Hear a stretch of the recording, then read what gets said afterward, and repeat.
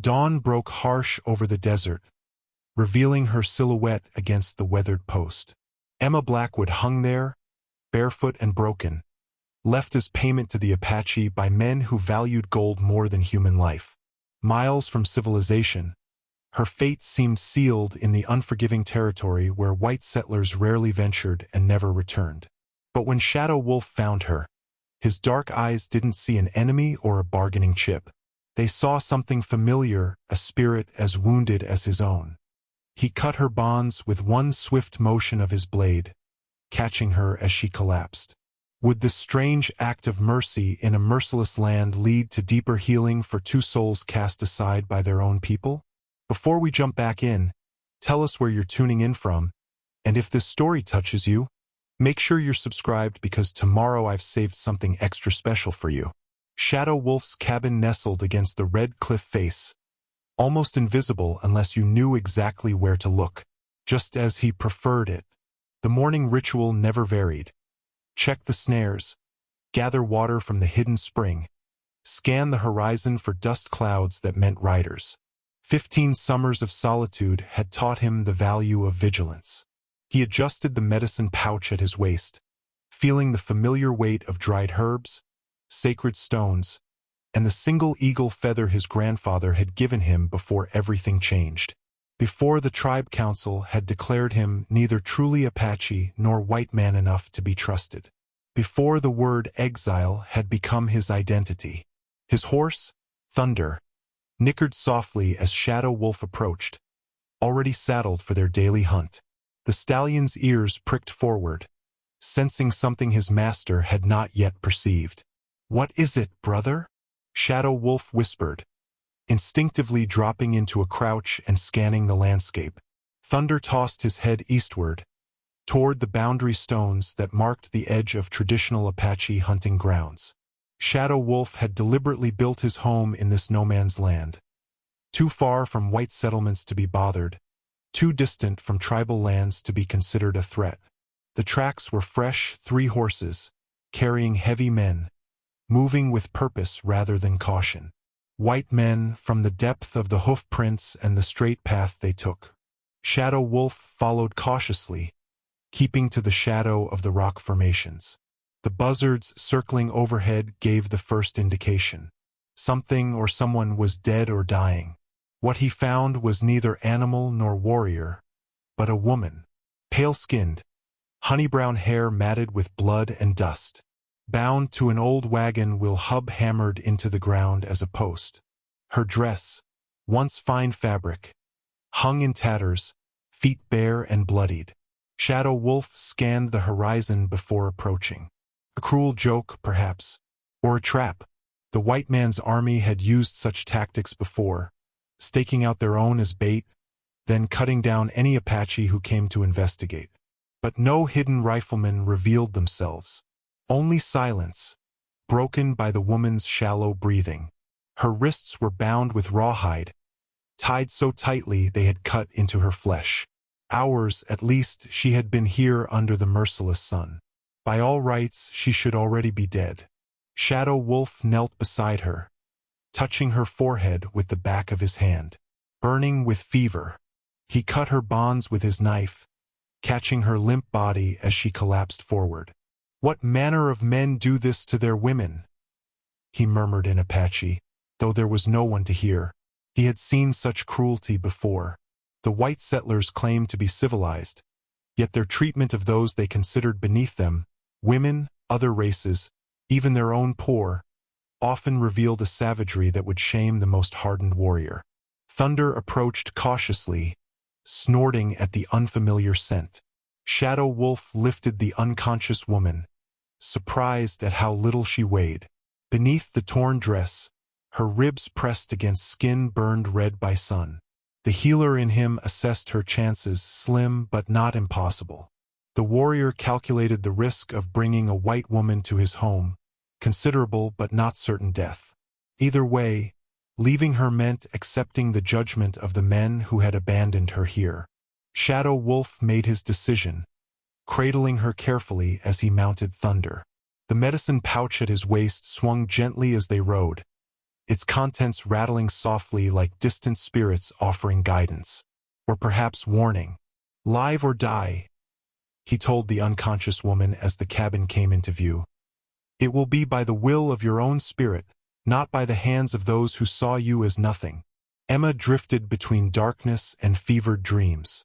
Boston's cobblestone streets transformed into endless desert. Her father's stern face melted into Jackson's sneering one. The pearls her mother fastened around her neck on her wedding day became the rawhide cutting into her wrists. "Drink." The voice penetrated her delirium. Rough hands lifted her head, cool water touching cracked lips. Emma swallowed reflexively, then choked, eyes flying open in panic. Dark eyes watched her from a copper-skinned face framed by raven-black hair. Apache. The word exploded in her mind with all the terrifying stories she'd heard since arriving out west. Emma tried to scream, but produced only a hoarse whisper. Tried to flee, but her limbs betrayed her. "No hurt." His English was heavily accented but clear. "Drink." Thirst overrode fear. Emma drank deeply this time, eyes never leaving her captor or savior. She couldn't yet determine which.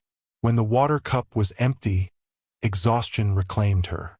The last thing she registered was a cool cloth on her forehead and those watchful eyes. Later, hours or days, she couldn't tell. Emma woke more lucidly. She lay on a pallet of soft furs in a small cabin. Dried herbs hung from the ceiling beams. A fire crackled in a stone hearth. The Apache sat cross-legged nearby, grinding something with mortar and pestle. He looked up, sensing her wakefulness. "How long?" Emma whispered. "3 suns," he replied, holding up 3 fingers. 3 days. Emma struggled to sit up, wincing as her body catalogued its injuries. "Careful." He moved toward her, but stopped when she flinched. Instead, he pointed to himself. "Shadow Wolf." "Emma," she responded automatically. The social graces her mother had drilled into her surfacing even here, at what might be the end of the world. Shadow Wolf nodded once, then offered a wooden bowl containing some kind of stew. The rich aroma made Emma's stomach clench painfully, reminding her how long it had been since she'd eaten properly. While she ate, Shadow Wolf moved to a small trunk in the corner. He returned with something in his hand, offering it silently. Emma nearly dropped the bowl. A photograph, her photograph. Half-burned, but unmistakably showing her family outside their Boston home. She had kept it hidden in her shoe. The one place Jackson wouldn't think to look when he systematically stripped away everything that connected her to her past. "Where did you find this?" she asked. Shadow Wolf pointed to her feet, then made a walking motion with his fingers. "It fell from my shoe," Emma realized aloud. He nodded. "Those men," Emma began, then stopped, unsure how to explain with such a limited shared vocabulary. Shadow Wolf's expression hardened. He made a gesture of someone dealing cards, then pointed to Emma. Understanding dawned with sickening clarity. "Jackson lost me in a card game," she whispered. When she'd married Jackson Blackwood, Emma believed she'd found her escape from her controlling father's house. How foolish that seemed now. Controlling men simply wore different masks. Shadow Wolf watched her face, reading the emotions that crossed it. He touched his chest, then made a sweeping gesture toward the cabin. "Safe here," he said. Emma studied him, this man who by all accounts should have been her enemy. The stories told in hushed voices over tea in Boston parlors painted men like him as savages. But what did that make the men who had tied her to a post and left her to die? She clutched the damaged photograph, this fragment of her former life. Emma Blackwood, daughter of Charles Preston, respected merchant. Emma Blackwood, wife of Jackson Blackwood, promising young prospector. All meaningless now. Here she was simply Emma, alive by the grace of a stranger who had every reason to hate her kind, yet had chosen mercy. "Thank you," she said simply. Shadow Wolf nodded once more, understanding transcending their language barrier. A week passed. Emma's strength returned gradually, like spring water seeping back into a dry creek bed. She learned the rhythms of Shadow Wolf's solitary life, his dawn departures to check traps, midday returns with game or herbs, evening silences as he crafted arrows by firelight. They built a fragile communication of gestures, broken English, and a few Apache words Emma struggled to pronounce correctly. Shadow Wolf's rare smiles, barely visible creases at the corners of his eyes, rewarded her attempts. That morning, Shadow Wolf froze while skinning a rabbit. His head lifted, like a deer scenting danger. He moved to the cabin's single window, motioning Emma to silence. "Men coming," he whispered. "Hide." He lifted a trapdoor beneath a bearskin rug, revealing a small root cellar. Emma descended without question, her heart hammering against her ribs. Shadow Wolf closed the door above her, leaving only thin shafts of light between the wooden planks. Hoofbeats approached. Men's voices.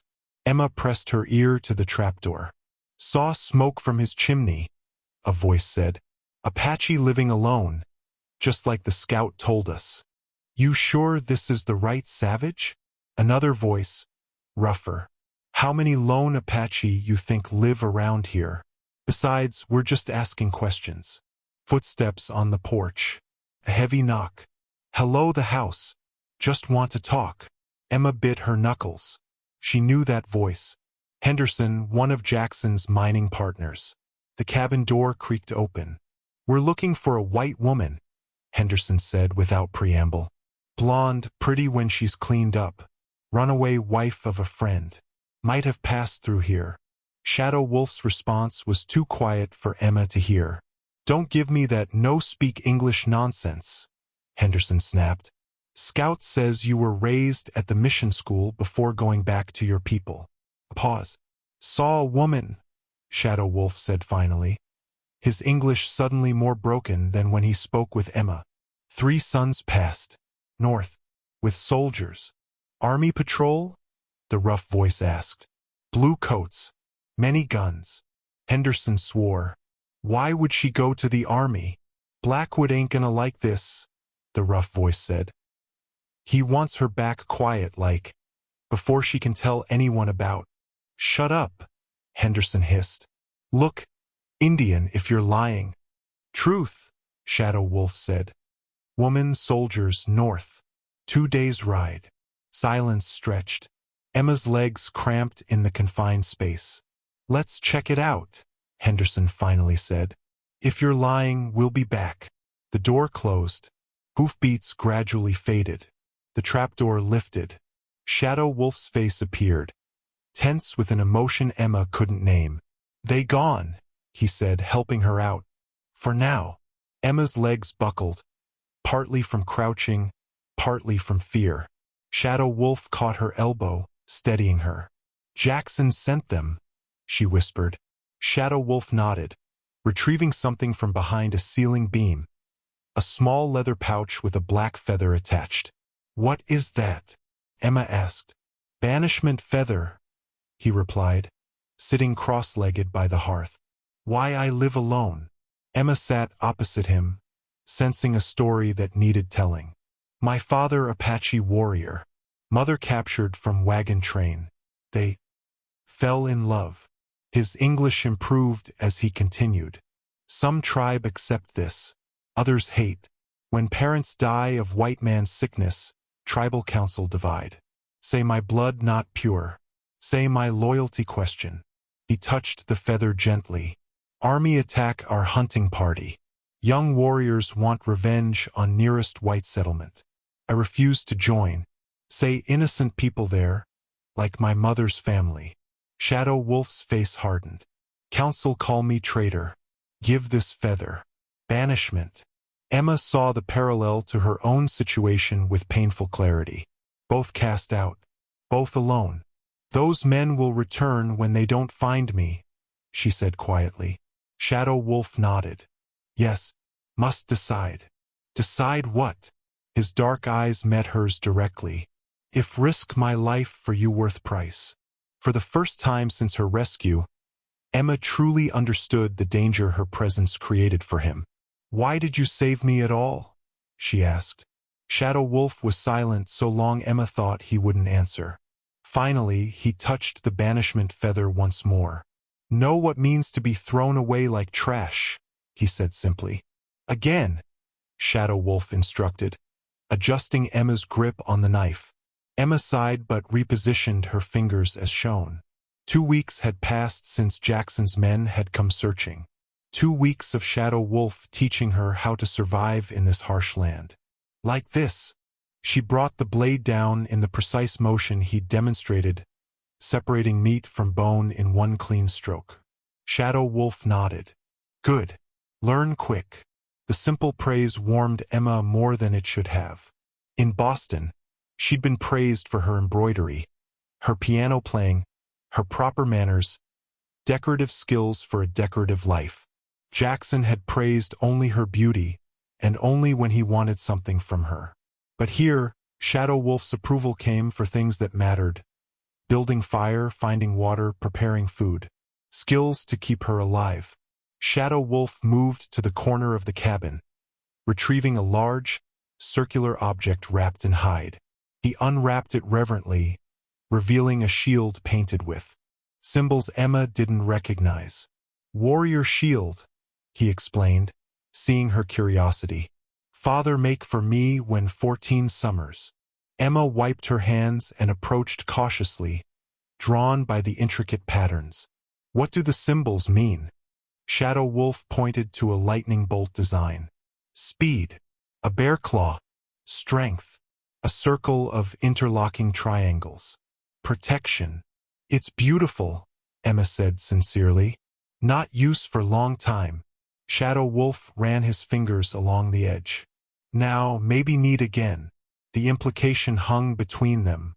If Jackson's men returned, Shadow Wolf would fight. For her. A man with every reason to hate white settlers would risk his life to protect one. "Teach me more," Emma said suddenly. "Not just cooking and cleaning. Teach me to defend myself." Shadow Wolf studied her face, assessing her determination. Finally, he nodded once. "Begin with bow," he decided. "Smaller than man, but arrow kill same." That afternoon found them behind the cabin, Emma struggling to draw the bowstring with trembling arms. "Arms weak," Shadow Wolf observed. "Needs strength." "I'm trying," Emma said through gritted teeth. "Not enough." Shadow Wolf set aside the bow and picked up 2 stones. "Carry these. All day. Every day." Emma took the stones, surprised at their weight. "While doing what?" "Everything." Shadow Wolf's mouth twitched in what might have been amusement. "Water, wood, cook, everything." By evening, Emma's arms burned like fire. She dropped the stones by the hearth with a groan. "Tomorrow too," Shadow Wolf said, unmoved by her obvious discomfort. "And next day, until not shake when pull bow." Emma rubbed her aching muscles. In Boston, ladies aren't supposed to have strong arms, or calloused hands, or sun-browned skin.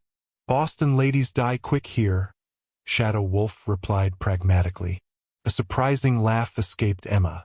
"Yes, I suppose they would." Something shifted in Shadow Wolf's expression, the barest softening around his eyes. "Rest now. Tomorrow work more." That night, Emma lay awake on her pallet, listening to Shadow Wolf's steady breathing from his place near the door, always between her and potential danger. She thought of the shield, its symbols of protection and strength. Thought of how Shadow Wolf had been banished for refusing to harm innocent settlers. How different he was from what she'd been taught to believe about savages.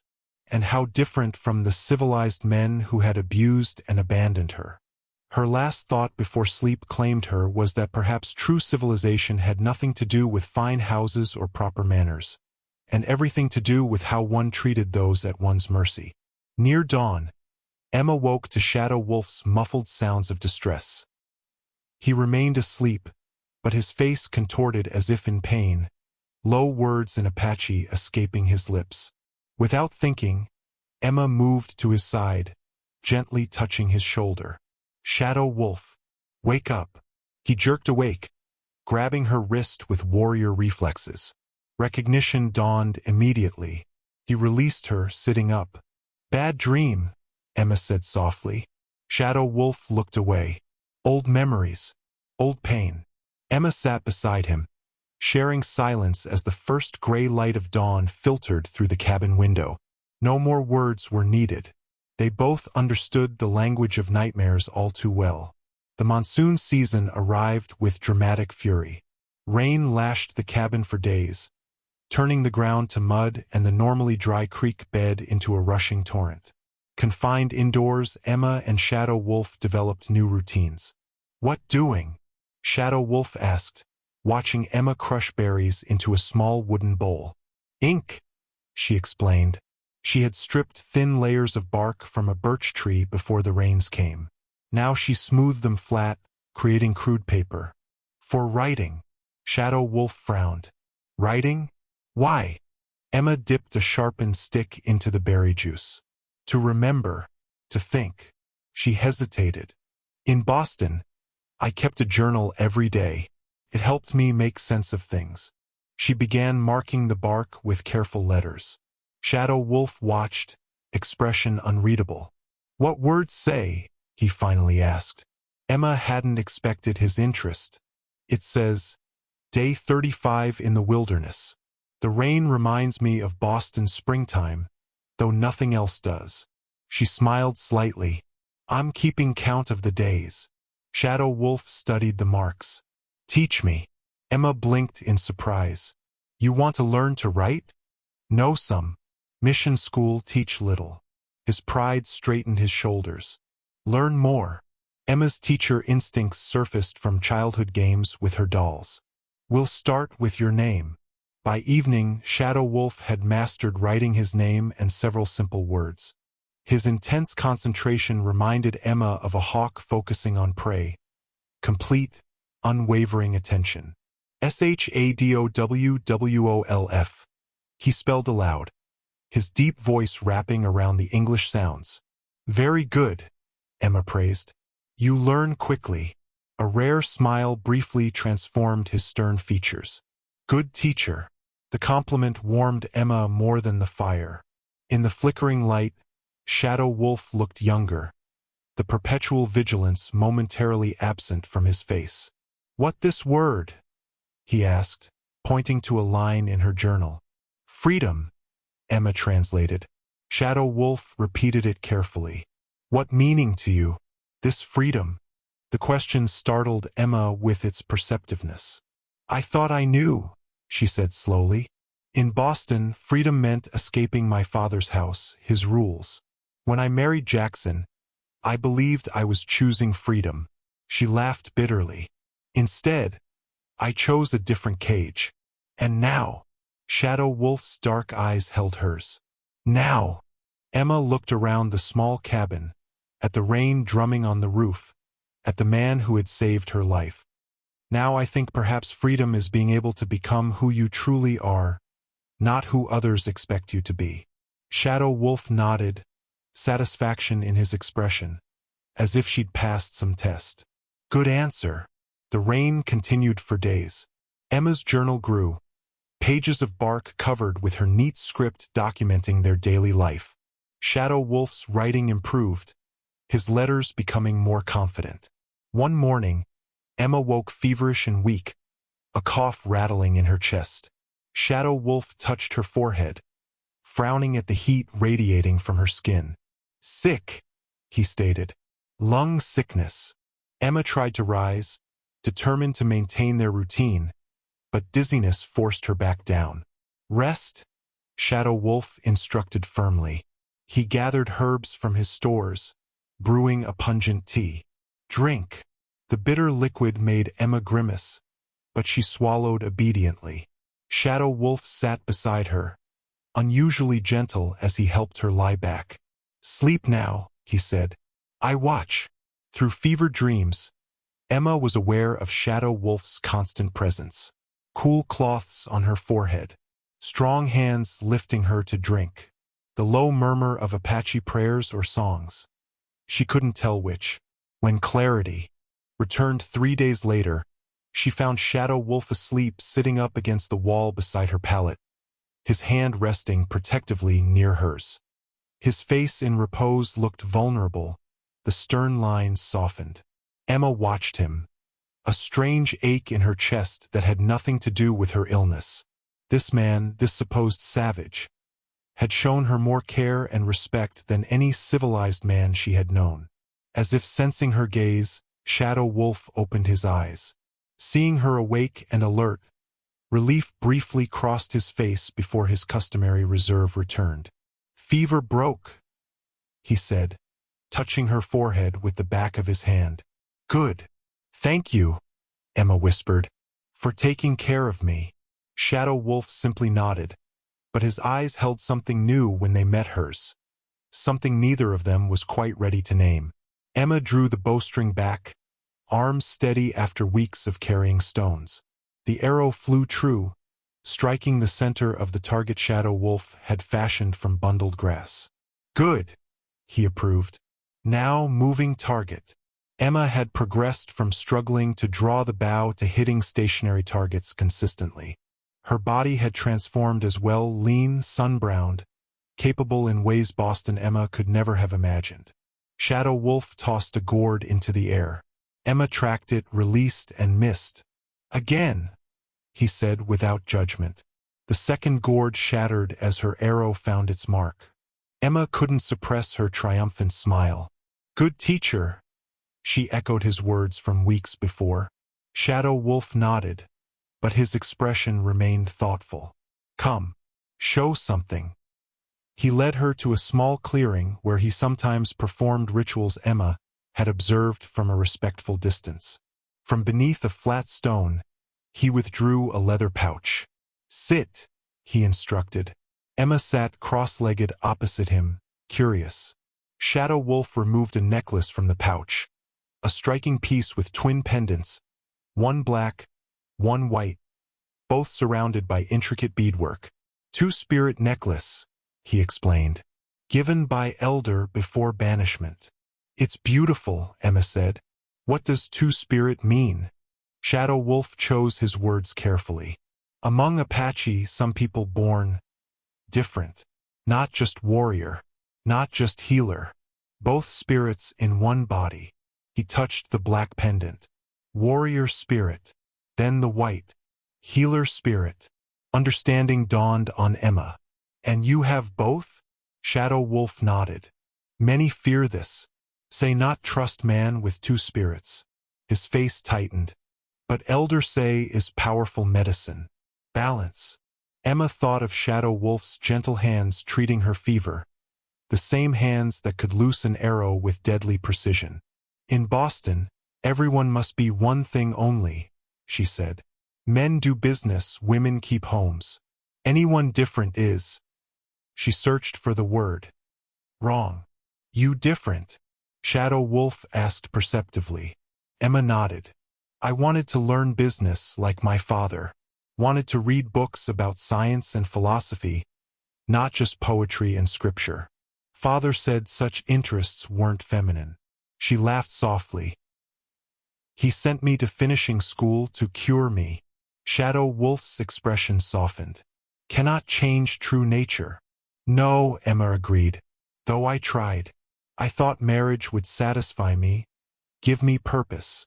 Her voice hardened. Instead, Jackson wanted a decorative wife to impress business partners, not a thinking woman with opinions. Shadow Wolf placed the necklace in her hands. "Two-spirit, not wrong. Different eyes see different truths. Valuable to tribe." His mouth twisted. "Should be valuable." Emma ran her fingers over the pendants. "In your tribe, if they accepted you, what would a two-spirit do?" "Many things. Heal sick. Advise chief. Interpret dreams." Shadow Wolf's eyes grew distant. "Bridge worlds, spirit world, human world. Man world, woman world." He reclaimed the necklace, carefully returning it to its pouch. "Now bridge white world, Apache world. Same gift, different use." "Is that how you see me?" Emma asked. "As a bridge between worlds?" Shadow Wolf studied her face. "See, survivor. Like me." A crashing sound in the underbrush interrupted them. Shadow Wolf was on his feet instantly, knife drawn. Emma grabbed her bow, knocking an arrow with practiced efficiency. A mountain lion burst into the clearing, snarling. Larger than Emma had imagined possible. Its tawny coat rippled over powerful muscles. "Back away slowly," Shadow Wolf murmured. "No sudden moves." The cat growled, yellow eyes fixed on them. Emma's heart hammered, but her hands remained steady on the bow. "If attacks, aim for chest," Shadow Wolf said calmly, as if discussing the weather. The mountain lion tensed to spring. Shadow Wolf raised his knife. Emma drew her bowstring. The cat leaped. Emma loosed her arrow an instant before Shadow Wolf threw his knife. Arrow and blade struck simultaneously. One in the chest, one in the throat. The great cat crashed to the ground mid-leap, dead before it landed. Silence fell. Emma realized she was trembling, not from fear but from a surge of something primal, the raw energy of survival. Shadow Wolf looked at her with new respect. "Good warrior spirit," he said, retrieving his knife. "Good teacher," Emma replied.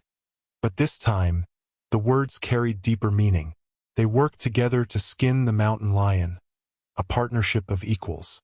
Neither mentioned how their hands lingered when they touched, or how their eyes held longer than necessary.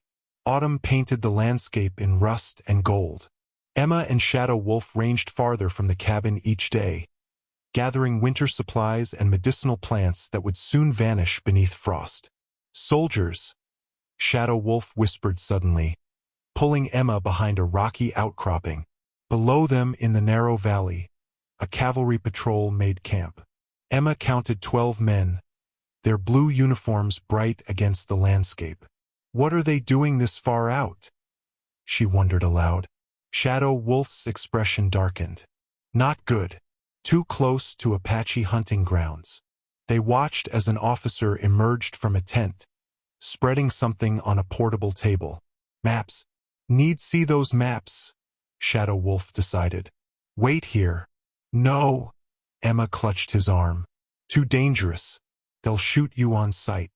Shadow Wolf's eyes softened momentarily at her concern. "Not see me. Stay."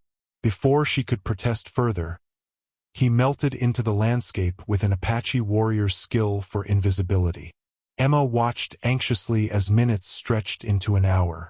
When Shadow Wolf reappeared beside her so silently she nearly cried out.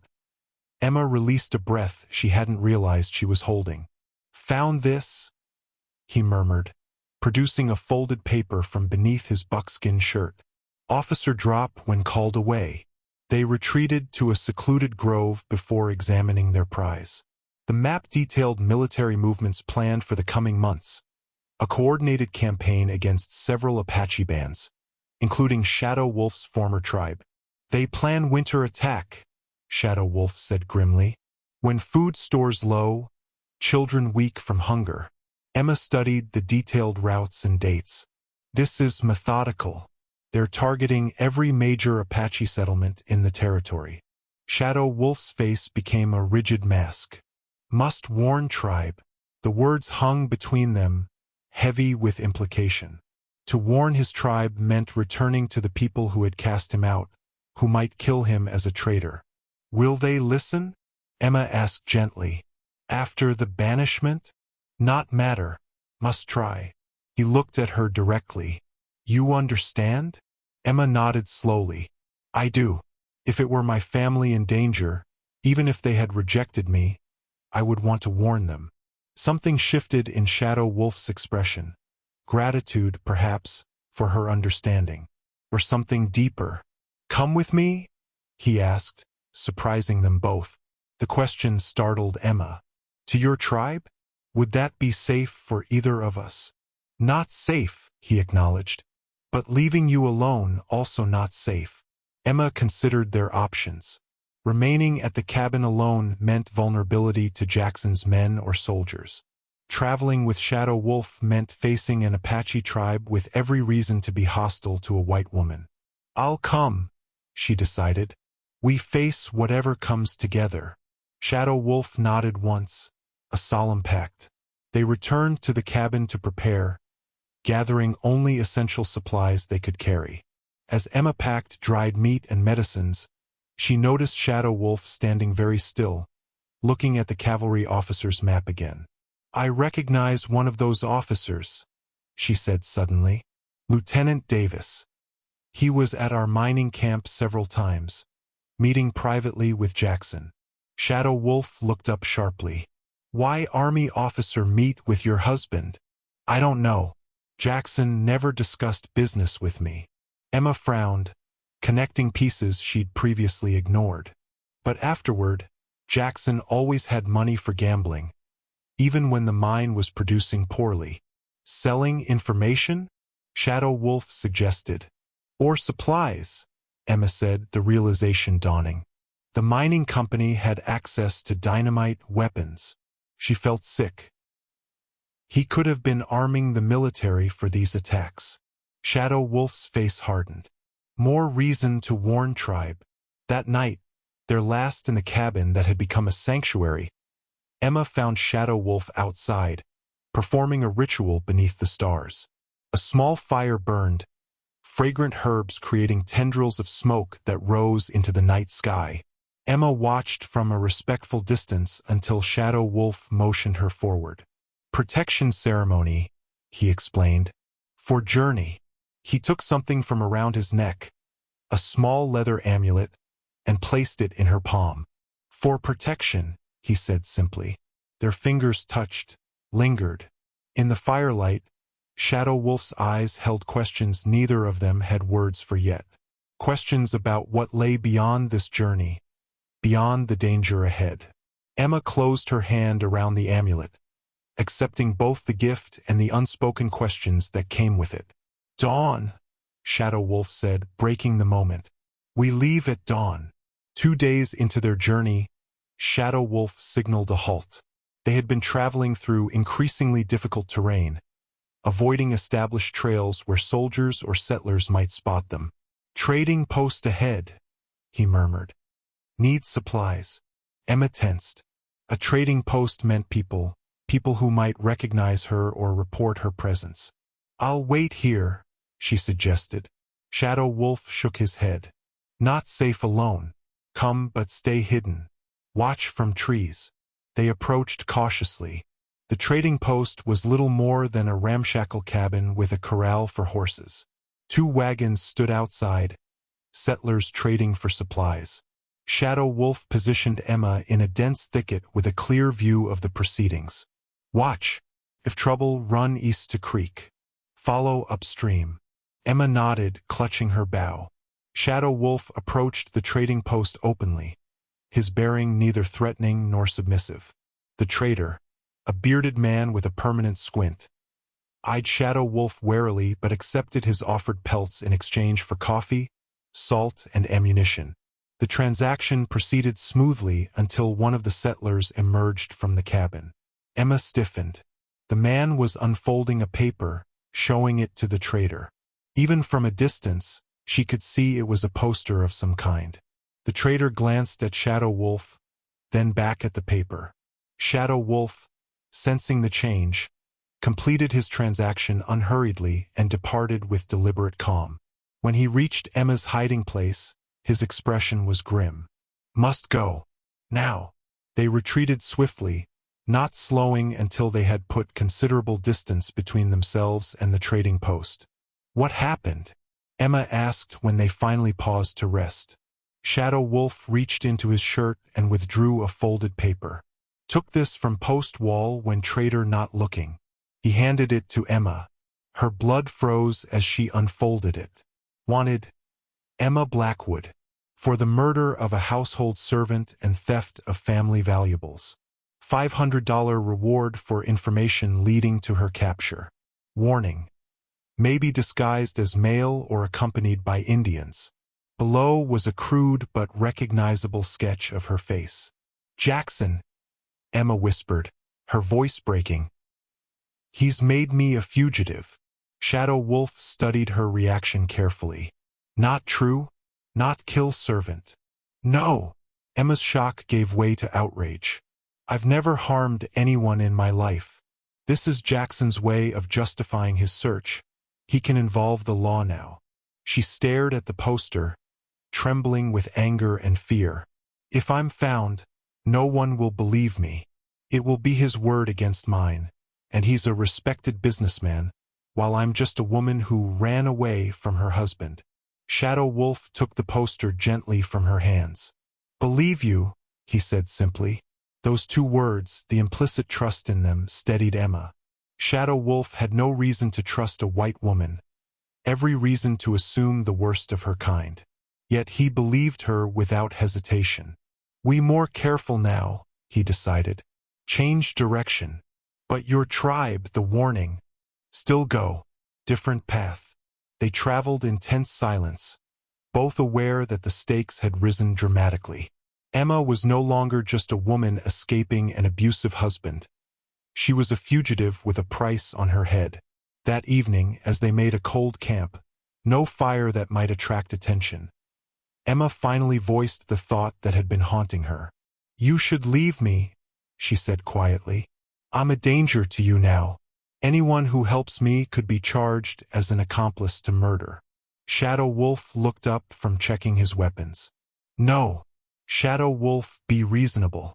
You have a mission to warn your tribe. I'm only making it more dangerous. Together, he insisted. Safer together. But, no. His tone ended the discussion. He moved to sit beside her, their shoulders almost touching. Jackson men. Soldiers, now bounty hunters too. Too many enemies for one person alone. Emma knew he was right, but the guilt remained. I never meant to bring all this trouble to your door. Shadow Wolf was quiet for a long moment. Then, with uncharacteristic gentleness, he said, Door already had trouble. Long time. The simple honesty of his statement startled a soft laugh from Emma. As darkness enveloped them, Shadow Wolf made a decision. Tomorrow, separate. Emma's head snapped up. What? But you just said. Temporary, he clarified. I go to tribe. You go to mission near White Settlement. Safer for you there. Holy men give sanctuary. And after you've warned your tribe? Shadow Wolf's eyes held hers in the deepening twilight. Find you. It was a promise, simply stated but profound in its implication. In the midst of danger and uncertainty, it anchored Emma like nothing else could have. All right, she agreed softly. But be careful. Please. Shadow Wolf nodded once. You also. Dawn painted the sky in watercolor hues as Emma and Shadow Wolf prepared to part ways. They had spent the night memorizing landmarks, rehearsing routes, establishing meeting points if things went wrong. 3 days, Shadow Wolf said, adjusting the strap of Emma's pack. If not at mission by then, move on. Emma nodded, fighting the irrational fear clawing at her chest. She had survived alone before Shadow Wolf, before she knew what it meant to have someone who truly saw her. 3 days, she repeated. If you're not at the meeting place, I'll leave a sign where I've gone. Shadow Wolf handed her his spare knife. Keep hidden. Travel night, rest day. I remember. They stood facing each other, neither moving to leave. Words crowded Emma's throat. Too many, too complicated, too dangerous to voice. Shadow Wolf reached out, his calloused fingertips brushing her cheek with a gentleness that made her heart ache. Be safe, Emma Blackwood. And you, Shadow Wolf. Then he was gone, moving through the underbrush with such fluid grace, he seemed to vanish between one breath and the next. Emma shouldered her pack and headed in the opposite direction, already feeling the absence of his silent, steady presence beside her. Shadow Wolf traveled swiftly, covering ground with the efficiency of a man who knew every rock and ravine of the territory. By midday, he had reached the outer boundary of his tribe's traditional hunting grounds. Here he moved with greater caution. Not only might he encounter tribal hunters who would remember his banishment, but these areas were also frequently patrolled by soldiers. He was crossing a dry streambed when he sensed rather than heard movement behind him.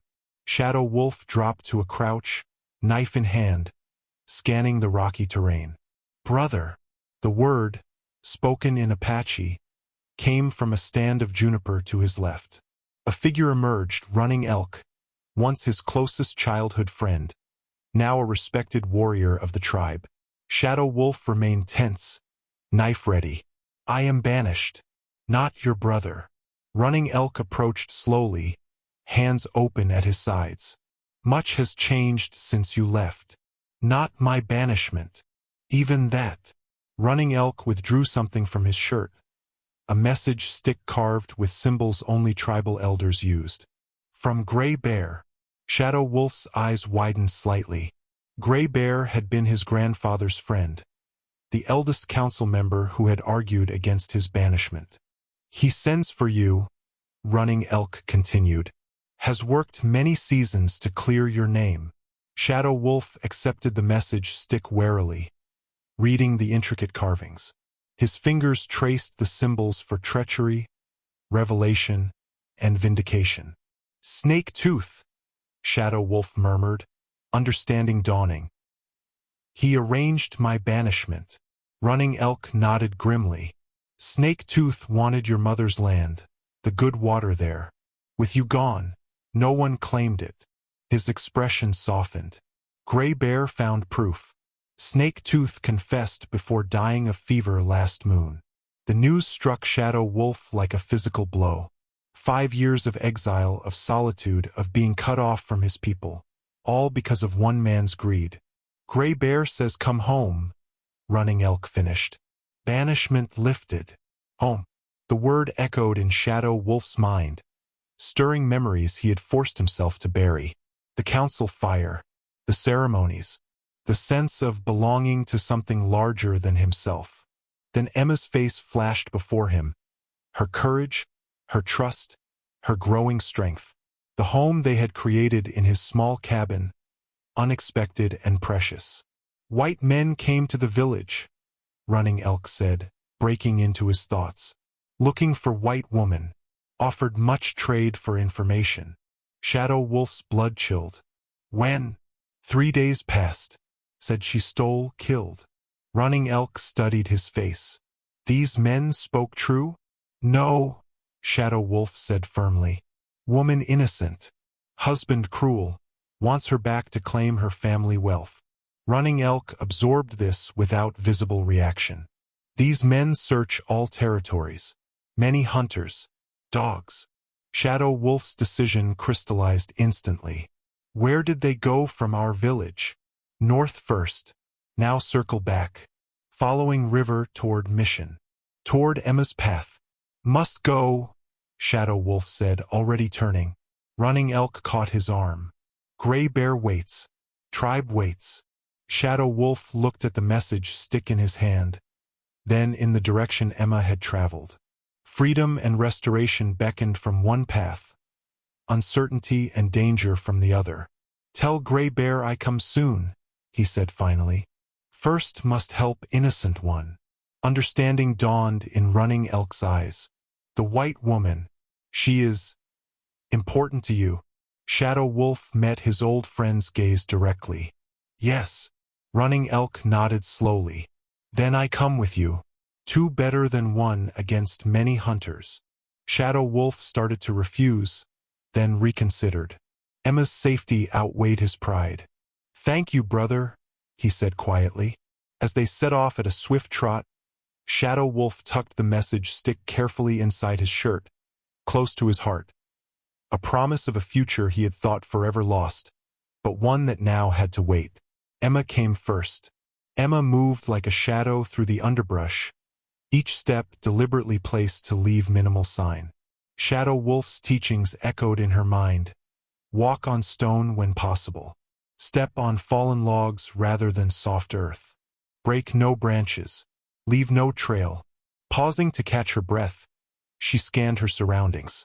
The mission should be a half-day's journey ahead, its sanctuary tantalizing close. Yet something felt wrong. The forest was too quiet. No birdsong, no scurrying of small animals. Someone was hunting these woods. Emma touched the knife at her belt, reassuring herself of its presence. Her bow was strung and ready across her back, though she had few arrows. A twig snapped in the distance, too heavy to be a deer. Emma froze, then carefully climbed the nearest pine using the techniques Shadow Wolf had taught her. From 20 feet up, she had a clear view of the approaching threat. 3 men on horseback moving slowly, examining the ground. One held the leash of a tracking hound. They wore no uniforms, but the rifles across their saddles and the determined set of their shoulders told Emma everything she needed to know. Bounty hunters. $500 would be a fortune to men like these. They wouldn't care if she was innocent. They wouldn't listen to explanations. They would simply collect their reward. Emma remained motionless in the tree as they passed beneath her. The dog whined, confused by her scent lifting away from the ground. She climbed a tree, one man said, peering upward. Emma held her breath, pressing against the trunk, thankful for the buckskins Shadow Wolf had made her. Far less visible than her calico dress would have been. The hunter's gaze swept past her hiding place. Must have come down somewhere else. Circle around. They moved on, but Emma knew her advantage was temporary. The dog would find her scent again eventually. She needed a plan. Descending silently, Emma gathered pine needles and crushed them between her palms, rubbing the pungent oils over her skin and clothes to mask her scent. Next, she doubled back toward a stream she had crossed earlier. Water would hide her trail. As she worked, Emma's mind raced. The mission was now too dangerous. It would be the first place they'd look. She needed somewhere defensible until Shadow Wolf returned. Wading upstream, Emma spotted her opportunity. A rocky bluff overlooking the valley. High ground, good visibility, limited approaches. Shadow Wolf would approve. Emma made her careful way there, gathering flexible branches as she went. In a sheltered crevice at the top of the bluff, she quickly crafted a small bow, not as powerful as her Apache one, but adequate for close range. Using her knife, she fashioned crude arrows from straight branches. Her hands worked automatically while her mind assessed her situation with a clarity that would have astonished Boston Emma. She had water from the stream, jerky in her pack, a defensible position, and weapons. She could hold out. A bark echoed through the trees. The hound had found her trail again. Emma nocked an arrow and waited. Miles away, Shadow Wolf and Running Elk raced across a high mesa, pushing themselves at a pace few white men could have matched. They had encountered a cavalry scout with a broken leg, abandoned by his patrol. Against Running Elk's advice, Shadow Wolf had stopped long enough to set the leg and leave the man water. The white eyes would not do same for Apache, Running Elk had objected. Not do for white eyes, Shadow Wolf had replied. Do for injured man alone. The grateful scout had volunteered information. Jackson Blackwood had hired not only local bounty hunters but professional trackers from Texas. They had split into 3 groups to cover more ground, all converging toward the mission. Woman smart, Running Elk commented as they ran. If she follow your teaching. Shadow Wolf nodded grimly. Emma was smart enough to realize the mission might be watched. Smart enough to find high ground instead. But smart might not be enough against so many hunters. They paused briefly to drink from a spring. Running Elk studied his childhood friend's face. This woman, he said carefully. She is worth returning to exile for? Shadow Wolf met his gaze. Not return to exile. Bring her to tribe. Gray Bear will understand when he meets her. Running Elk raised an eyebrow. Bold plan. Not all elders like Gray Bear. Emma saved Apache lives, Shadow Wolf replied, referring to the warning they carried. Tribe owes her. A gunshot cracked in the distance, echoing across the valley. Both men stiffened. Close, Running Elk said. Shadow Wolf was already running, his heart pounding not from exertion but from fear, a sensation he had thought himself long past feeling. Hold strong, Emma, he whispered to the wind. I come. The bullet whined off rock inches from Emma's head, showering her with stone fragments. She ducked lower in her crevice, heart hammering. The shot had been a warning. They wanted her alive for the reward. "Mrs. Blackwood," a gruff voice called. "We know you're up there. Come down peaceful-like and nobody gets hurt." Emma peered cautiously over her stone barricade. 6 men had gathered at the base of the bluff. The 3 bounty hunters she'd spotted earlier joined by 3 more. All armed, all looking up at her position. "I'm innocent," she shouted back.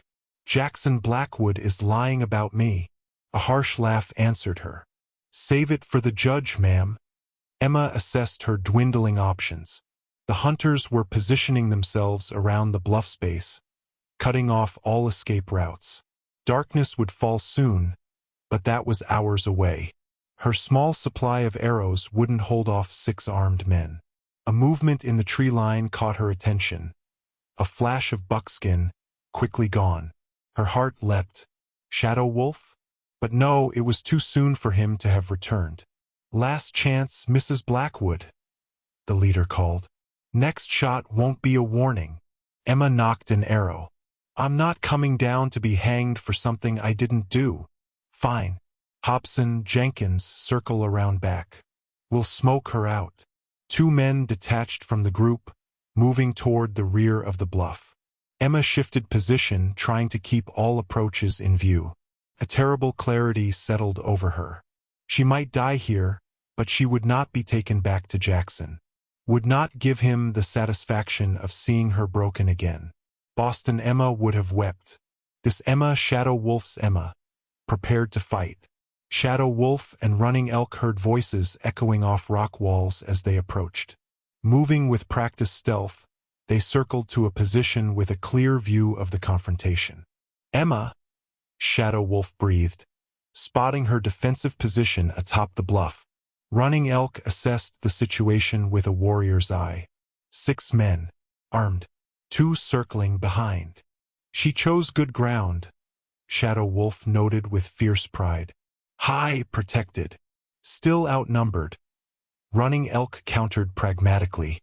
"Not enough arrows." Shadow Wolf unsheathed his father's hunting knife, a blade passed down through generations, its bone handle worn smooth by the hands of his ancestors. He had carried it even in exile, a reminder of who he was and where he came from. "You take 2 going behind," he instructed Running Elk. "Silent. I get close to others, create distraction." Running Elk nodded, slipping away like a shadow. Shadow Wolf circled cautiously until he could see Emma clearly. Though her face was tense with concentration, he saw no fear there, only determination. The change in her since that first day, hanging broken from a post, staggered him. Pride surged through him, followed immediately by fear for her. She was still learning, still vulnerable despite her newfound strength. He needed to reach her before the hunters made their move. From her vantage point, Emma caught another glimpse of movement.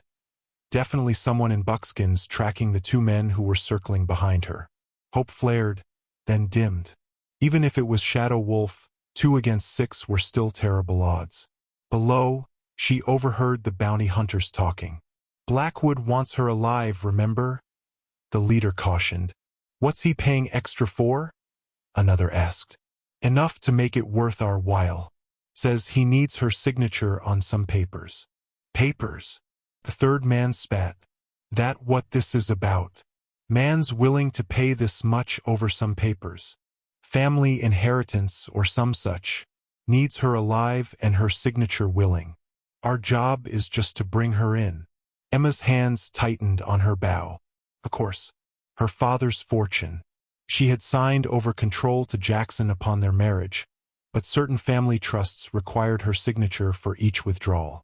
Without her, Jackson couldn't access the bulk of the Preston family money. It had never been about her. Always about what she represented. First as a respectable wife to give him standing, now as the key to wealth he couldn't otherwise touch. The realization settled something inside Emma. She was not fighting just for her freedom now, but against everything Jackson represented. The entitlement, the casual cruelty, the view of her as property rather than person. The sun began its descent toward the horizon. Soon darkness would provide cover, if she could hold out that long. Emma counted her arrows. 7. Not enough. But then, in the fading light, she saw it. The distinctive flash of Shadow Wolf's knife, catching the sun as he moved into position.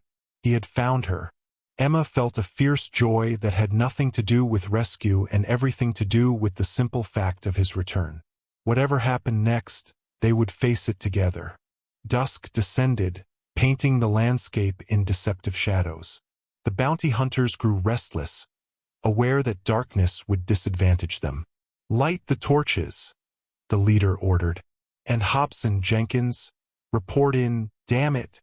No response came from the men who had circled behind the bluff. The remaining hunters exchanged uneasy glances. "Cooper, go check on them." A third man reluctantly moved toward the rear of the bluff. Emma tracked his progress, then glanced toward where she had last seen Shadow Wolf's signal. Nothing moved there now. The hunter called Cooper had just disappeared from view when a strangled cry, quickly cut short, echoed from behind the rocks. The remaining men immediately raised their rifles. "Apache!" one shouted, firing blindly into the growing darkness. Emma seized the opportunity, loosing an arrow at the nearest hunter. Her aim was true. The arrow struck his shoulder, not a killing blow but enough to take him out of the fight. Chaos erupted below. Shadow Wolf burst from cover, knife flashing as he engaged the leader. Running Elk appeared from the opposite direction, having silently dispatched the men circling behind Emma. Emma fired again, forcing another hunter to dive for cover. 3 against 3 now, better odds but still dangerous with the hunter's superior firearms. "Kill the Indians," the wounded hunter yelled. "Forget taking her alive." A rifle barked. Running Elk dropped and rolled, narrowly avoiding the bullet. Shadow Wolf grappled with the leader, too close for the others to risk shooting. Emma's heart froze as she recognized a new figure emerging from the trees. Jackson. Her husband's elegant coat and polished boots looked absurdly out of place in the wilderness, but the revolver in his hand was deadly serious. "Emma!" he called, his voice carrying that familiar false charm. "Come down, darling. This has all been a terrible misunderstanding." Shadow Wolf, still wrestling with the bounty hunter leader, heard Jackson's voice and stiffened momentarily. The distraction nearly cost him as the hunter drove a knee into his stomach. "Your savage friend is going to die," Jackson continued conversationally. "They all will. Why sacrifice them for your stubbornness?" Emma knocked another arrow, aiming carefully at Jackson, but he stood partially sheltered by a tree. Before she could adjust for a clean shot, gunfire erupted again. Running Elk had engaged the remaining hunters, moving with such speed they couldn't track him. One fell with Running Elk's knife in his chest. The other backed away, firing wildly. Below, Shadow Wolf finally gained the advantage, striking the leader unconscious with the hilt of his knife. He turned toward Jackson, who raised his revolver with deliberate calm. "So you're the Apache who's been harboring my wife," Jackson said, his cultured voice at odds with the hatred in his eyes. "Should have left her at that post where you found her." Shadow Wolf said nothing, his stillness reminiscent of a mountain lion before it pounces. "She's my property, Indian," Jackson continued. "The law's quite clear on that point. A wife belongs to her husband." "No one owns Emma Blackwood," Shadow Wolf replied, his English suddenly perfect and cutting. "Not you. Not anyone." Jackson's eyebrows rose in surprise at Shadow Wolf's educated speech. Then his mouth twisted in a sneer. "An educated savage. How novel." His gold pocket watch glinted as he shifted position, a symbol of the wealth and status he prized above all else. "I'm a reasonable man. Walk away now, and I won't have the army hunt you down for kidnapping and defiling a white woman." Emma seethed at his implication. From her position, she could see what Jackson couldn't. Running Elk circling silently behind him. Shadow Wolf's eyes flicked briefly to Emma's hiding place, then back to Jackson. A subtle nod, their old signal for coordinated action. Emma understood immediately. She fired an arrow deliberately wide, drawing Jackson's attention upward. In that split second of distraction, Shadow Wolf lunged forward as Running Elk moved in from behind. Jackson fired, the bullet grazing Shadow Wolf's arm. Before he could fire again, Running Elk struck him from behind, sending the revolver flying. Shadow Wolf's knife was instantly at Jackson's throat. "Surrender," he ordered. Jackson's facade of civilization cracked. "I'll see you hanged for this. Both of you," he spat. No savage steals from Jackson Blackwood. His hand moved to his belt, drawing a hidden derringer. Emma screamed a warning. Shadow Wolf twisted aside as Jackson fired, the small bullet missing its mark. In the struggle, Jackson's prized gold watch fell to the ground, the chain snapping.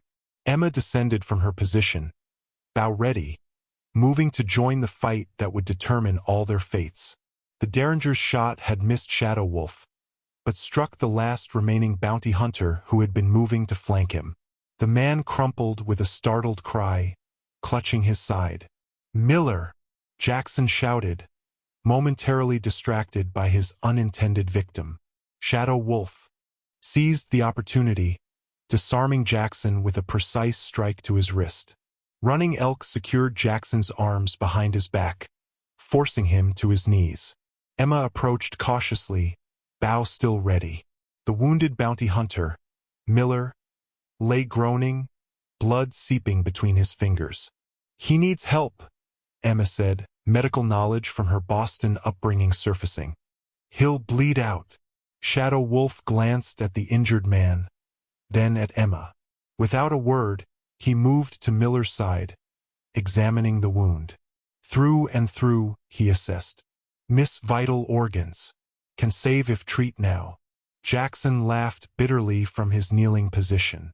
"You'd save him? After he hunted you? Savages have strange notions of mercy."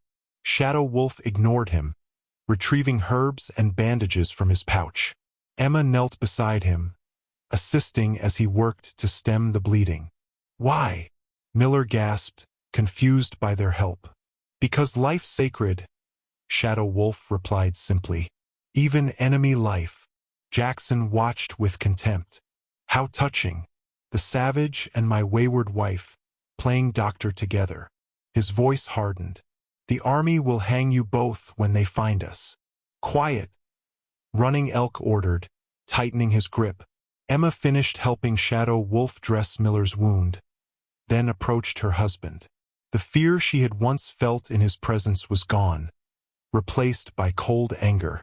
"It's over, Jackson," she said. "The truth will come out. About the false charges. About what you did to me." Jackson's handsome face twisted into something ugly. "Your word against mine, darling. A respectable businessman versus a woman who ran off with an Apache? Who do you think they'll believe?" Before Emma could respond, hoofbeats sounded in the distance. Shadow Wolf and Running Elk tensed, ready for new threats. "That'll be the Army patrol," Jackson said smugly. "Right on schedule." Shadow Wolf and Emma exchanged alarmed glances. Running Elk gestured urgently toward the forest. "Must go. Now." "No," Emma said firmly. "I'm done running." Shadow Wolf studied her face, seeing the resolution there.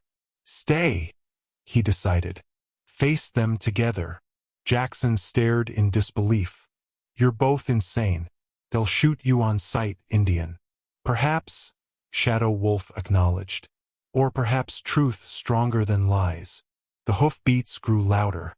A cavalry patrol emerged from the trees, 6 soldiers led by a lieutenant Emma recognized from the mining camp. "Lieutenant Davis," Jackson called. "Thank God.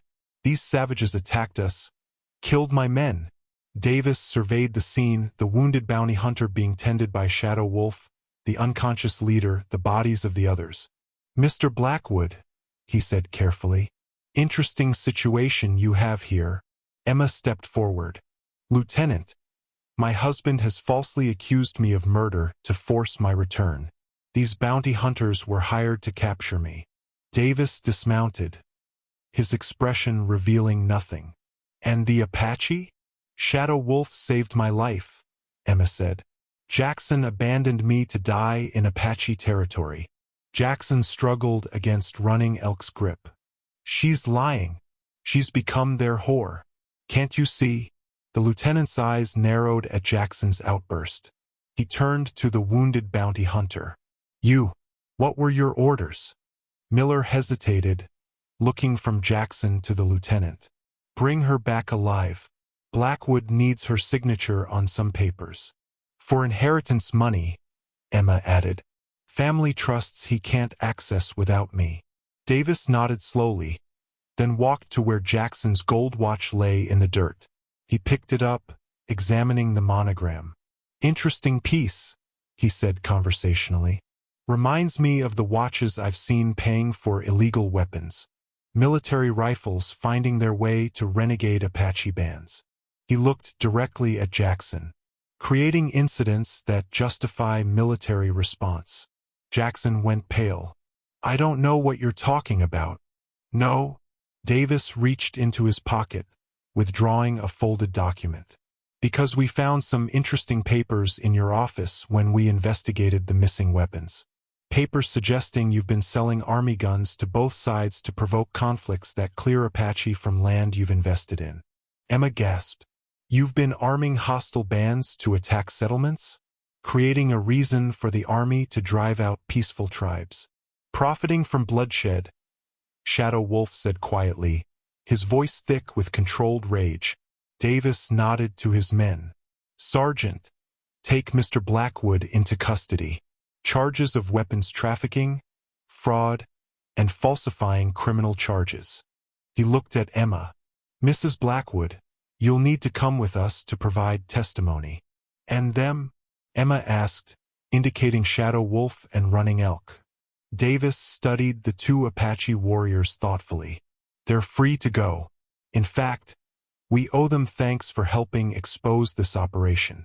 Jackson lunged against the soldiers restraining him. You can't believe these savages over me.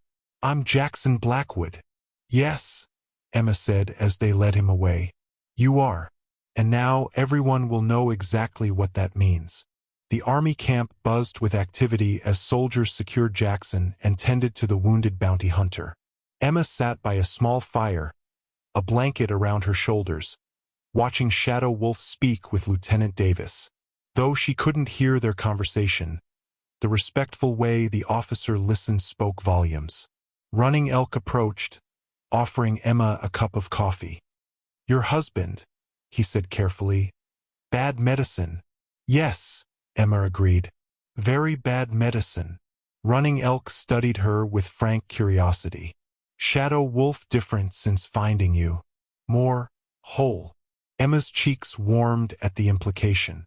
Before she could respond, Shadow Wolf returned, his expression thoughtful. Lieutenant has papers, he explained, sitting beside Emma. Proof Jackson work with weapons dealers. Sell to both sides. Create war for profit. Surely that's enough to convict him, Emma said. Shadow Wolf nodded. Davis say yes, but need your testimony too. He hesitated. Must go to fort. 3 days' ride. Emma understood the unspoken concern. A military fort would be safe for her, but potentially dangerous for Shadow Wolf and Running Elk. I'll go alone, she decided. You should return to your tribe, deliver the warning about the military campaign. Shadow Wolf's face remained impassive, but something flickered in his eyes. Campaign called off. Davis say Army investigating all Jackson's claims now. Many lies discovered. That's wonderful news, Emma said, relief washing through her. The threat to Shadow Wolf's people, at least this immediate threat, was over. Lieutenant Davis approached, military documents in hand. Mrs. Blackwood, I've prepared a statement about your husband's false accusations. If you could review and sign it. Emma accepted the papers, scanning the formal language that officially cleared her name. What happens now? Jackson Blackwood will face trial for Apache's trafficking, fraud, and filing false charges, Davis explained. With this evidence, he'll likely spend years in prison. Emma signed her name, feeling a weight lift from her shoulders. And me? You're free to go, ma'am. Your name will be cleared publicly. Davis glanced at Shadow Wolf. Though I'm curious about your plans. Before Emma could respond, a soldier approached. Lieutenant, dispatch rider from Fort Benton. Urgent. Davis excused himself, leaving Emma alone with Shadow Wolf and Running Elk. Free, Shadow Wolf said quietly. Can return to Boston now. The thought of Boston, its confining social rules, its judgment of women who stepped outside acceptable boundaries, no longer held any appeal for Emma. I don't want to go back, she said with sudden certainty. Running Elk smiled slightly, then tactfully moved away to give them privacy. Gray Bear lifted my banishment, Shadow Wolf said after a moment. Can return to tribe. Emma's heart constricted. Of course he would return to his people. After years of exile, how could he not embrace the chance to go home? I'm happy for you, she said, trying to keep the sadness from her voice. Shadow Wolf studied her face intently. Come with me. The simple invitation stole Emma's breath. To your tribe? Would they accept me? Gray Bear wise. Others follow his lead. Shadow Wolf's normally stoic expression softened. Running Elk already accept. Others will too. And if they don't? Shadow Wolf's hand found hers, his calloused fingers entwining with her softer ones. Then we find new place. Together. The word together held such promise Emma could barely speak past the tightness in her throat. Lieutenant Davis returned, his expression grave. There's been a development. The dispatch concerns you both. Emma tensed, fearing new complications. Jackson Blackwood attempted to escape during a stop, Davis explained. He was shot while trying to take a soldier's weapon. Is he?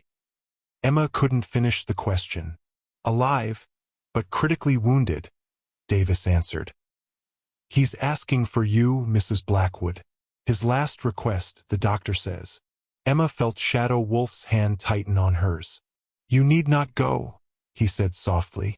She drew strength from his touch, considering.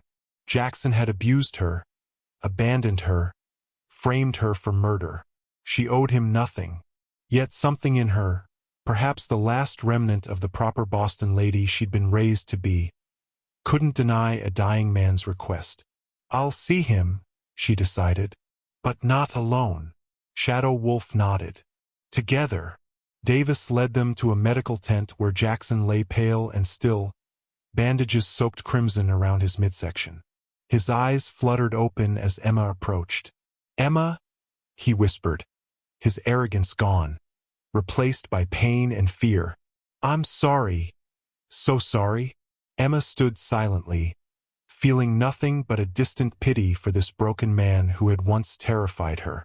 Forgive me, Jackson pleaded, reaching for her hand. Emma stepped back beyond his reach. I forgive you, she said quietly. Not for you but for me, so I can leave you in the past where you belong. She turned and walked out, Shadow Wolf beside her, into the clear light of a new day and a future entirely her own. 5 days later, Emma stood beside Shadow Wolf at the edge of his tribal village, heart pounding beneath her calm exterior. Though Running Elk had ridden ahead to prepare for their arrival, she felt the weight of curious stares as they approached. They won't hurt you, Shadow Wolf assured her quietly. I'm not afraid of being hurt, Emma replied. I'm afraid of causing trouble for you, now that you can return home. Shadow Wolf's expression softened. You are my home now. The simple declaration left Emma speechless. Before she could respond, a delegation approached, led by an elderly man whose deeply lined face spoke of decades of wisdom and hardship. Gray Bear, Shadow Wolf said respectfully in Apache. then switched to English for Emma's benefit. Elder of Council. Gray Bear studied Emma with penetrating black eyes, then turned to Shadow Wolf. This is the white woman you risked everything for? Yes, Shadow Wolf answered without hesitation. The elder nodded thoughtfully. Running Elk says she warned us of army plans, that she fought beside you as a warrior would. She did, Shadow Wolf confirmed. She learns our ways quickly, shows respect. Gray Bear addressed Emma directly. Why come here, white woman? Your people will not welcome you back after living with Apache. Emma met his gaze steadily. I don't seek to return to my people. They saw me as property to be bartered and used. She glanced at Shadow Wolf. Here I found respect and freedom I never knew existed. The elder considered this, then gestured toward the village center. Come, council waits. They followed Gray Bear to the central fire pit where 6 tribal elders sat in a semicircle. Each held a talking stick, symbols of their authority to speak in council. Shadow Wolf stood tall as Gray Bear formally announced the lifting of his banishment. The story of Snake Tooth's deception was recounted, followed by Shadow Wolf's actions since leaving the tribe. When Gray Bear mentioned Emma's role in warning of the military campaign and her fight against the bounty hunters, the elders murmured among themselves. The council has decided, Gray Bear finally announced. Shadow Wolf returns to his rightful place among us. He turned to Emma. The white woman may stay as his guest while council considers her future here. It wasn't full acceptance, but it was a beginning. Emma bowed her head respectfully. That evening, as the tribe celebrated Shadow Wolf's return with dancing and feasting, Emma sat slightly apart, observing. Women approached cautiously, offering food but few words. Shadow Wolf found her there, a wooden cup of ceremonial tea in his hand. Not dancing? Emma asked with a small smile. Soon, he replied, sitting beside her. First, something to show you. He produced the council's talking stick, its surface carved with symbols of authority and wisdom. Gray Bear give to me, he explained. Say I earned place on council because lived in 2 worlds. Emma touched the stick reverently. I'm happy for you. This is what you deserve, recognition of your wisdom and strength. Shadow Wolf shook his head slightly. Not my doing alone. You showed me path back to people. His eyes held hers. Showed me not all whites cruel. Some worth fighting for. Emma's throat tightened with emotion. And some Apache worth leaving everything behind for. Around them, the celebration continued, but they existed in a quiet space of their own creation. Shadow Wolf took her hand, his touch now familiar and essential. Gray Bear asked if you stay as wife or friend, he said quietly. Emma's heart stuttered. What did you tell him? That decision not mine alone. Shadow Wolf's normally impassive face showed vulnerability she'd rarely glimpsed. Must be your choice. Free choice. Emma thought of all she had endured since arriving in the West. The abuse, abandonment, framing for murder, pursuit across wilderness. She had survived it all, emerging stronger, more certain of herself. And through it all, this man beside her had seen her value when others saw only what they could take from her. What would it mean to be wife in Apache way? She asked. Partnership, Shadow Wolf answered simply. 2-spirit balance. You hunt, I cook sometimes. I heal, you protect sometimes. Equal but different strengths. Emma smiled at how perfectly he had described what she had always wanted but never believed possible. A relationship of genuine respect and equality. Then yes, she said softly. Wife, not friend. Shadow Wolf's rare, full smile transformed his face. He stood, offering his hand.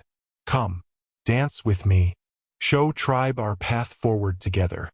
As Emma rose to join the celebration, Gray Bear approached, nodding approval at their joined hands. 2 strong spirits, the elder observed. Good medicine for difficult times ahead. 1 year later, The new cabin took shape at the boundary where Apache hunting grounds met settler territory. Unlike Shadow Wolf's old dwelling, this one was built to be seen, a deliberate bridge between worlds. Emma adjusted the smooth river stone at the southwest corner of the foundation, one of two special stones that anchored their home.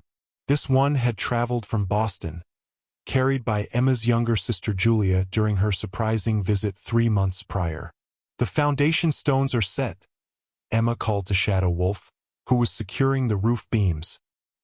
He climbed down with fluid grace, examining her handiwork. "Good. Strong beginning."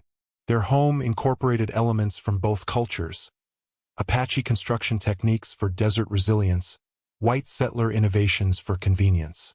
Like their marriage, it represented the best of both worlds.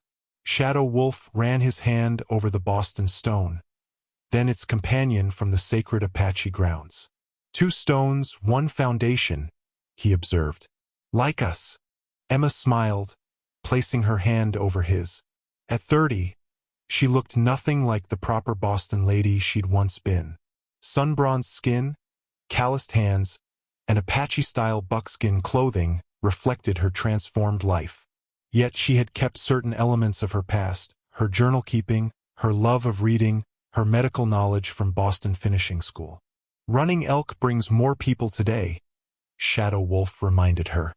"Children for teaching." Emma nodded, brushing dust from her hands. Their home had quickly become a gathering place for those seeking to navigate the increasingly complex relationship between Apache and white settlers. Shadow Wolf's position on the tribal council and Emma's connections to the territorial government created a unique opportunity for mediation.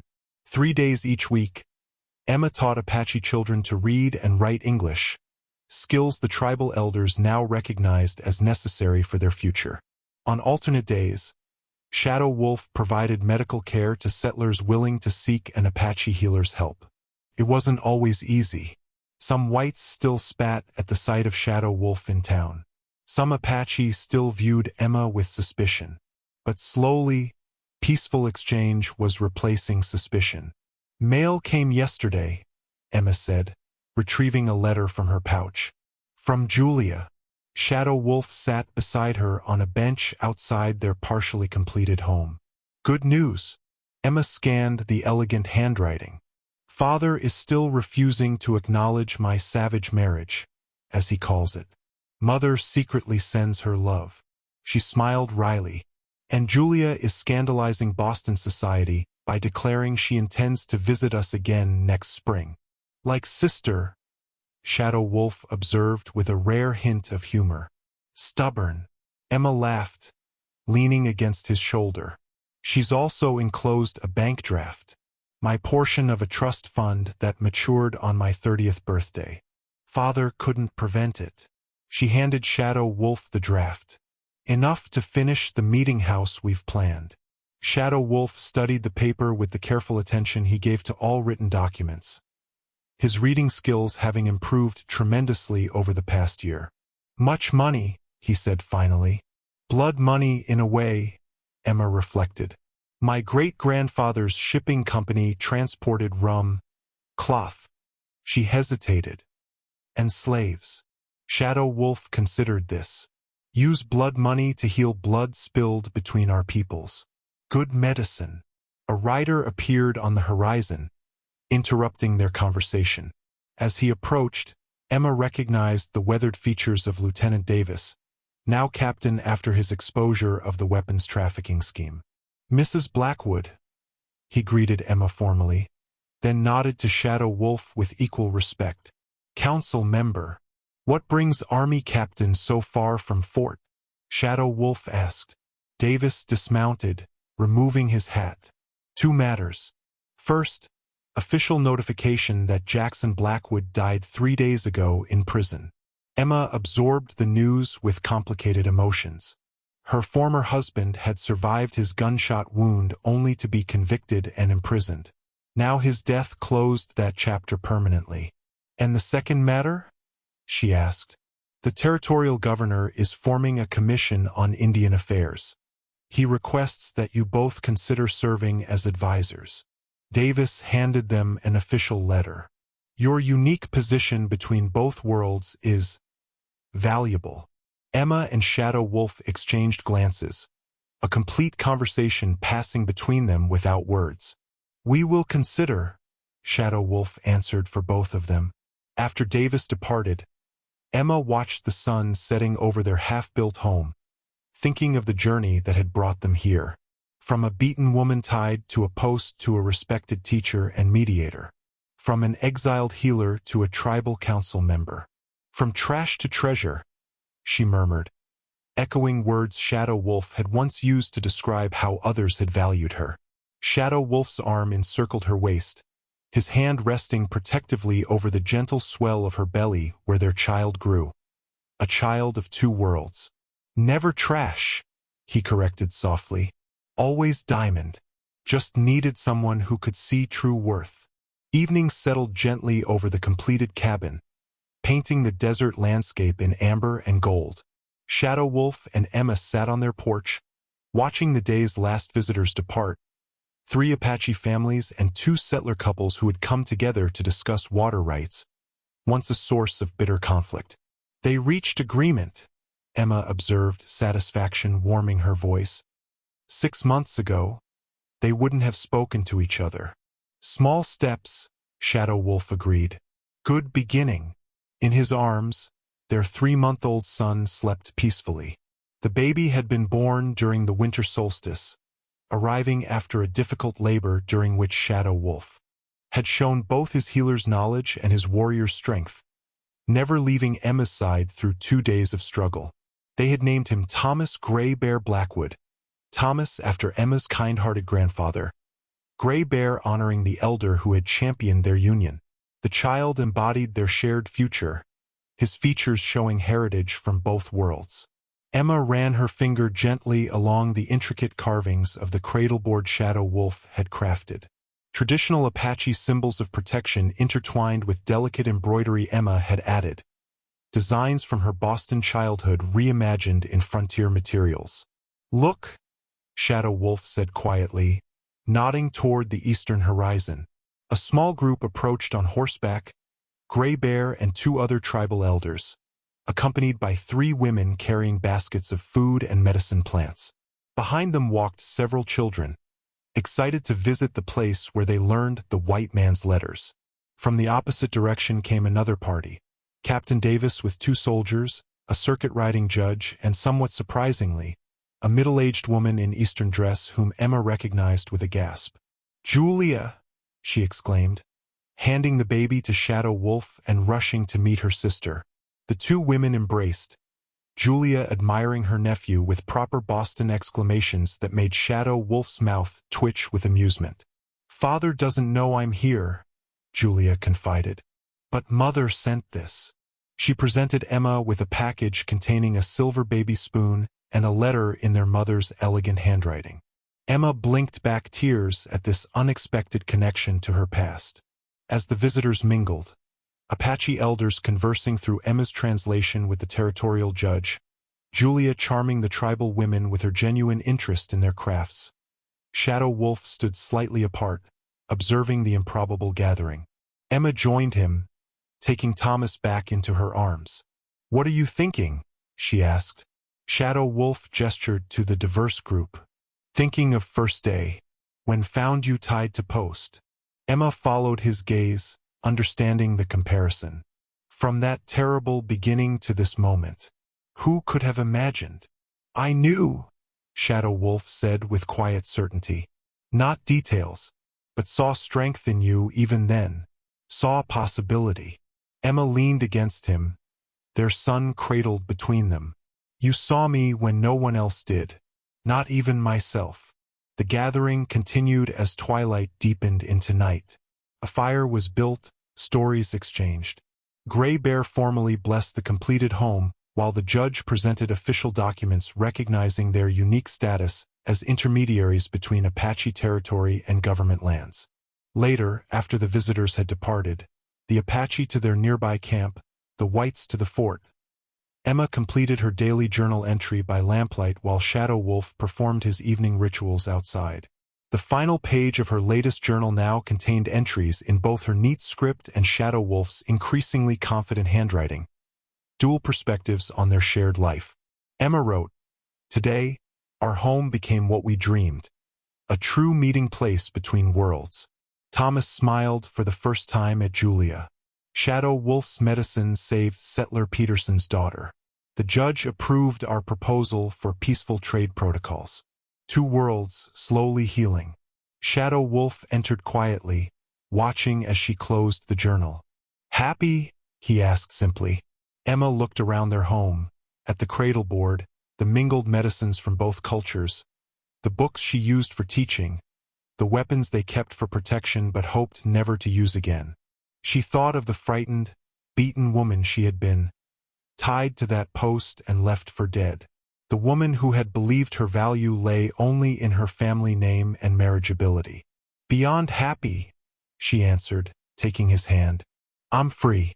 We both are." Shadow Wolf nodded, understanding completely. No longer banished. No longer abandoned. No longer treated as trash, Emma added softly. Shadow Wolf touched her cheek gently. "Diamond always diamond, even in dirt. Just needs one who sees true worth." As they stood together in the home they had built between two worlds, their sleeping son between them, Emma knew with bone-deep certainty that they had found something rare and precious. A love that transformed rather than diminished, that saw value where others saw only differences to fear. Two stones. One foundation, unbreakable,